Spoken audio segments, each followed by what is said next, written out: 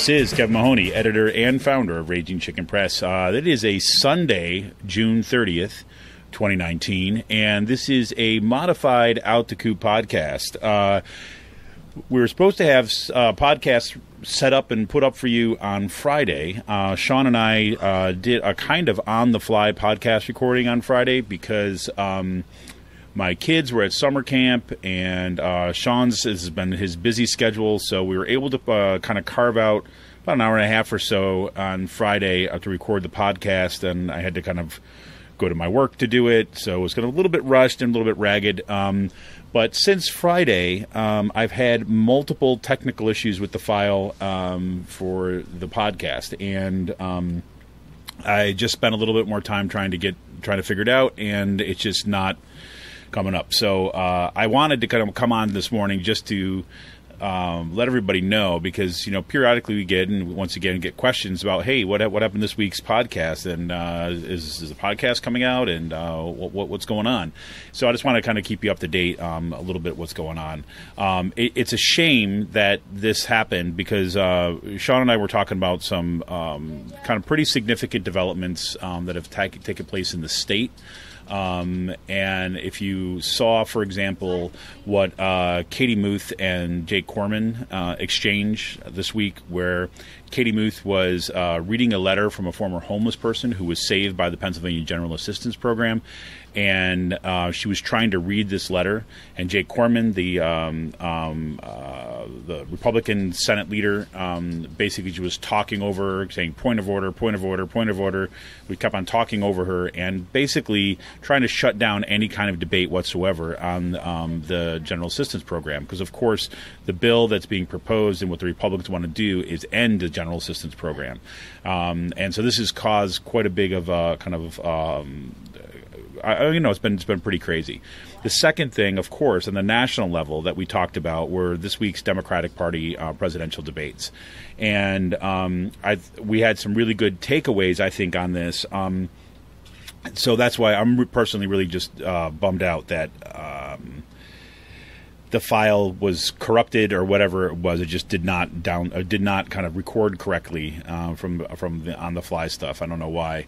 We mentioned before too as well that you're not going to hear that because it's on a corrupted file. Is that YouTube just announced that it is ending its Google Hangouts kind of live recording Google Hangouts, and instead is going to be bringing in a new program called I think it's YouTube Webcam or something. I have not yet tried that out yet. I have no idea if that is part and parcel of what happened with the file, or if it was just some error on my end that I'm not aware of what I did. I just can't seem to figure it out. Anyways, hot takes from the presidential debate is that one, Sean and I will have to talk a little bit more about it. It's a shame that we lost the content, and I know I've said that 1,000 times already, but this is what it is. A couple things to point out is, like, number one, my main takeaway from the debates this week were a couple things. Number one, it's pretty clear that the party as a whole has moved to the left, and that is significant. That is huge, and basically what that means is that the parameters of what is being discussed among all the candidates is significantly more left than it has been in kind of, at least in my memory. That is good news. Right. Now, depending on where you sit and who you're kind of supporting for this election and so on, some of the things that I noticed a little bit is, like, number one, as I still think Elizabeth Warren, hands down, is the policy kind of guru of this. Is a policy guru of this of these debates and of this field. She was kind of clear and precise in all of her answers. She answered all her questions pretty directly. I thought it was notable in the second part of that first debate when Rachel Maddow and Chuck Todd took over that they seem to have significantly fewer questions for Elizabeth Warren, and I don't know what that's about. I don't know if that's a trend or a tendency or just the way things seem to have played out, but it felt noticeable to me from the first and second parts of the debate. Of course, the other big news for that stage for the night one was that Beto O'Rourke basically, showed everybody that he is just the golden retriever, and he doesn't really have the chops to be in this race. And there's only so far that kind of charisma and white boyism is going to get you. The other side is Julian Castro. Once again, I think staked out a lane for really strong on policy and immigration status, and had a pretty much of a standout night. One thing that I think, the one way to look and watch these debates is not simply just as a horse race and who's going to win and who's your favorite team, that kind of thing, but also looking at this as a potential, say, cabinet, right? I came away from the debates thinking like, okay, there's some people up here. Unlike, it was like in Republican debates when we had that huge field in 2016. It was kind of just like a circus, right? I mean, everything was a sideshow. People are kind of throwing, insults at each other and all this. And it was really more about politics as like pugilistic entertainment, right? That was kind of what it was.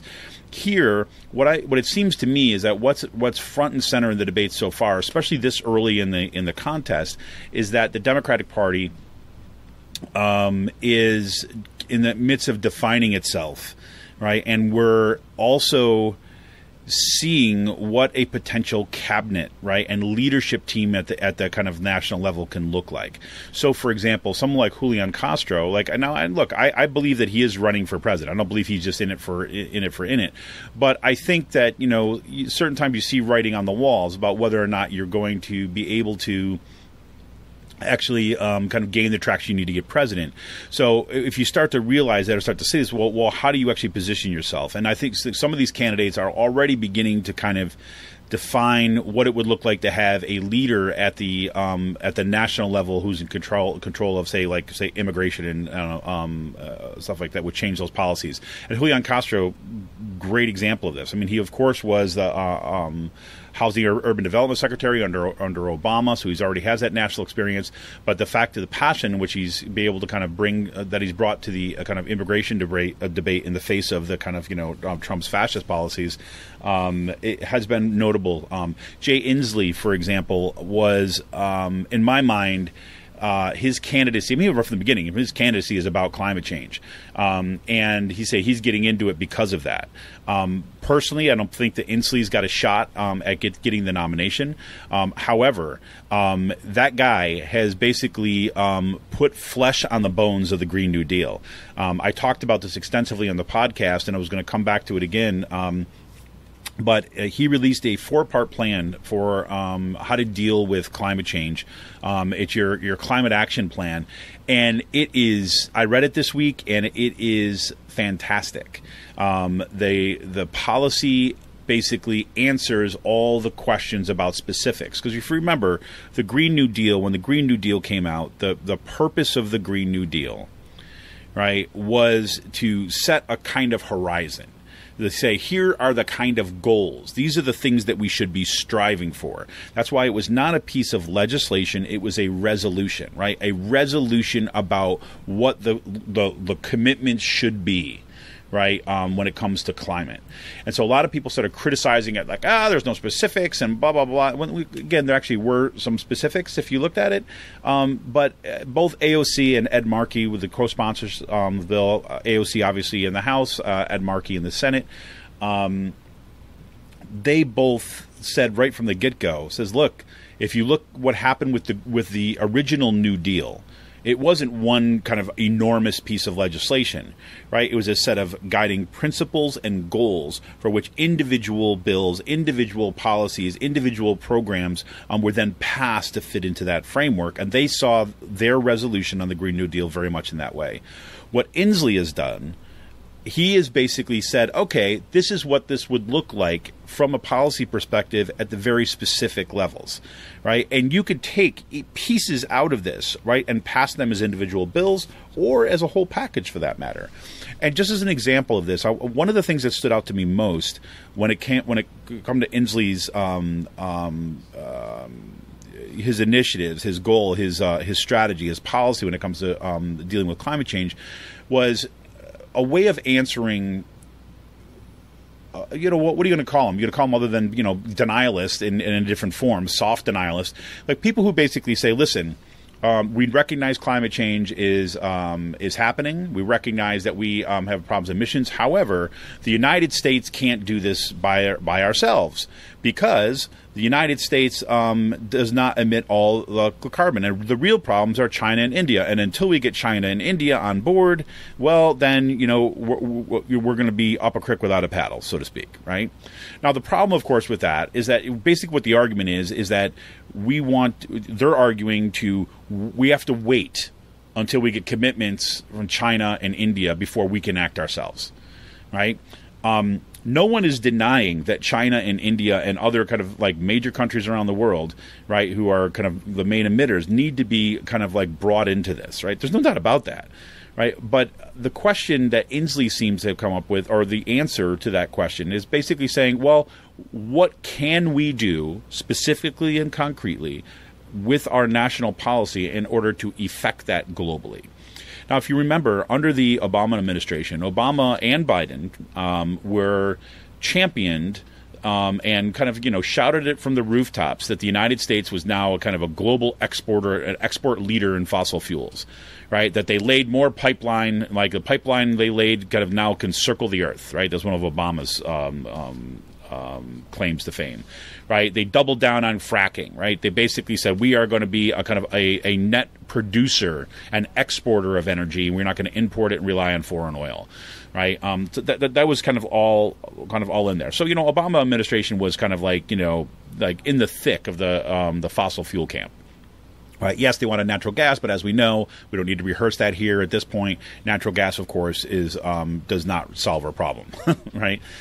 So that was kind of the context. And what Inslee basically said is, okay, look, most of the gas and most of the oil and gas that is produced in the United States is not for domestic consumption, right? It's for profits for the oil industry, for the fossil fuel industry, right? Most of that is exported. So, like, for example, here in Pennsylvania, the vast majority of the natural gas that is being fracked out of our land, right, without kind of compensation or tax, let's just say that again, goes to pipelines, goes to refineries, and they get shipped overseas, primarily to places like China, right, who need it, right, who are hungry for fossil fuels at this point. And we should say China is making dramatic strides when it comes to renewables and solar panels and that kind of stuff, right? They're basically deciding that they're going to control that industry because the U.S. has kind of got its thumb in its like ears, to be polite. But anyways, so what Inslee's policy does is basically says it's going to make it illegal, right, basically to export fossil fuels from the United States. And you think about that. So, yes, you cannot have control over the national policy of China or India or any other place, right? But you can stop contributing to the problem, right? You basically go from a kind of a major exporter of fossil fuels to a zero exporter of fossil fuels, right? And what's that going to do? Yes, it might drive up prices and things like that, which then will make kind of fossil fuels more expensive, which will then make renewables kind of even better. But then you couple that also, as Inslee plans on doing, with something like getting rid of the subsidies for the fossil fuel industries. And suddenly you see that the industry, right, the emperor has no clothes now, and it's not a cheap source of fuel, right? It is a massive, massively subsidized industry. And now we're going to say that industry doesn't have the right to make profits by selling kind of frack gas and oil overseas. That's huge. That's a major impact. And again, that's just one particular policy specific initiative within that's there. That's significant in my mind because Inslee is kind of staking out the claims. Like, I don't know how you don't look at that guy in a Democratic administration and say, you're the guy we want running the EPA. Right, we're going to take your policies, right, because you fleshed out what a Green New Deal looks like, and we are going to kind of put you as the point person of that. Right, makes total sense to me. So you're getting some of that kind of dynamic there. Elizabeth Warren, as usual, has been was strong on policies, strong on directness, and strong on the kind of this is how I'm going to fight back for you specifics. Right, I think the big loss in my mind, not loss, but the big disappointment for me was that that Elizabeth Warren was not part of that kind of the second debate where we could see these candidates here. But that's going to come.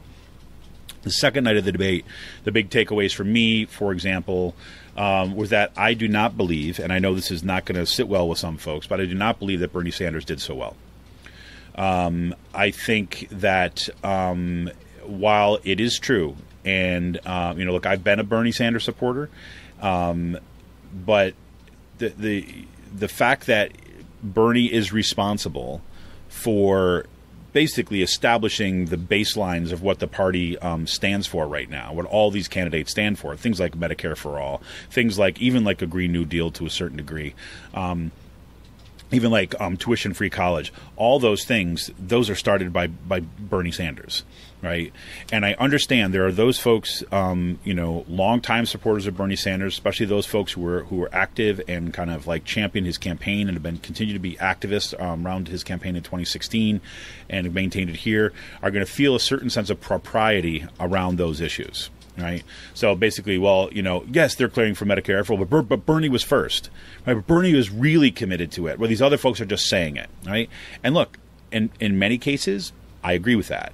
However, when you're talking about being on the national stage and people watching these debates who do not necessarily pay attention to politics very closely, what they're effectively seeing on the screen, right, is that, well, there's the vast majority of Democrats on that screen agree with Medicare for all.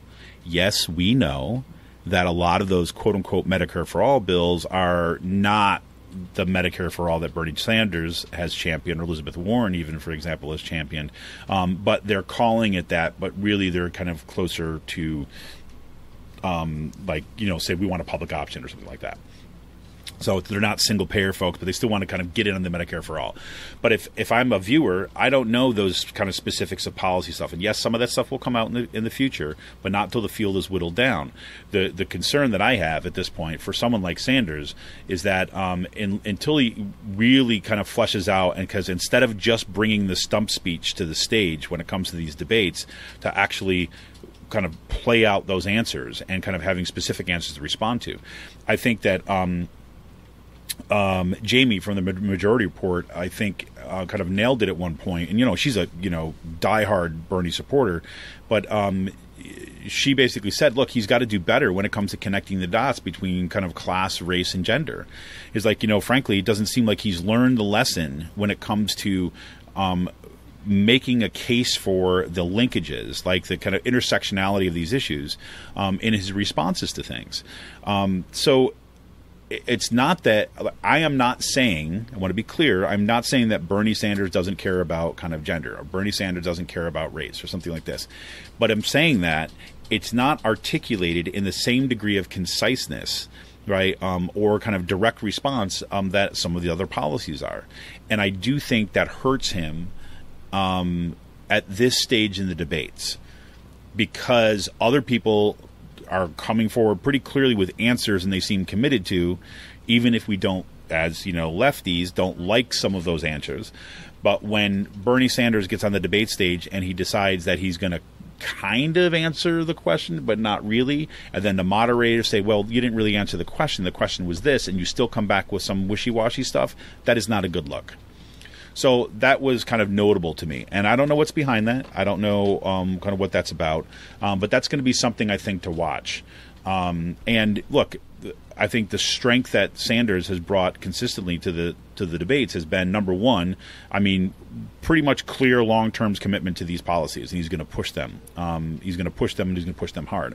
But even more importantly than that is the fact that, he's resting his power base not on, his ability to get things done in the Senate or something like that, but on continuing to build a mass movement, right?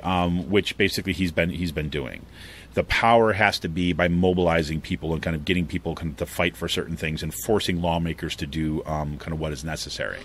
And that I agree with that 100%.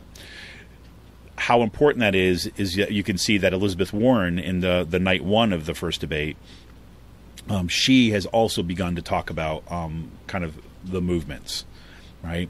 And again, there's going to be people who are going to say that's being, taking over Bernie's territory. Well, look, frankly, it's not Bernie's, he doesn't have a copyright on that stuff. I mean, that's like social movements 101. Are these other politicians basically trying to gain cultural capital from kind of getting on board the Bernie train? Absolutely. Right. But in political terms, what this means is that Bernie's going to have to do a little bit of better job in kind of like answering direct questions instead of just going back to the stump speech. And I have to say that I felt uncomfortable seeing him answer a couple things.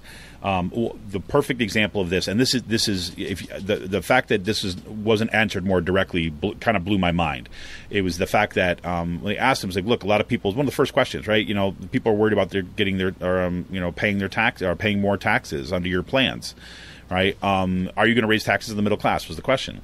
Right, and there's a really simple answer that I've heard him answer kind of in other venues. So basically, the simple answer is like, number one, right, in terms of if you look solely at taxes, yeah, your taxes are going to go up. But here's the thing, is like it's the wrong question. Right, the right question is like, how much are you paying overall in terms of medical insurance? Right, including taxes. Right, so yes, you take your taxes, but if you look at all your premiums, if you look at all your copays, if you look at all the things that are not covered. Right, if you're looking at the out-of-pocket expenses that you're paying to private insurers at this point, right, versus what we're proposing for Medicare for All, your overall costs are actually going to go down. Why? Because if you take medical coverage, or if you take medical payments, or the cost of individual kind of paying Medicare, right, if you pay into a single-payer system, like you're paying taxes in order to get kind of insurance for everybody. Right, under our current, and you all have the equal access. You all have equal insurance. Everyone kind of has insurance, right? Under our current system, right, it's highly inefficient, right, because every individual has to kind of navigate this kind of Byzantine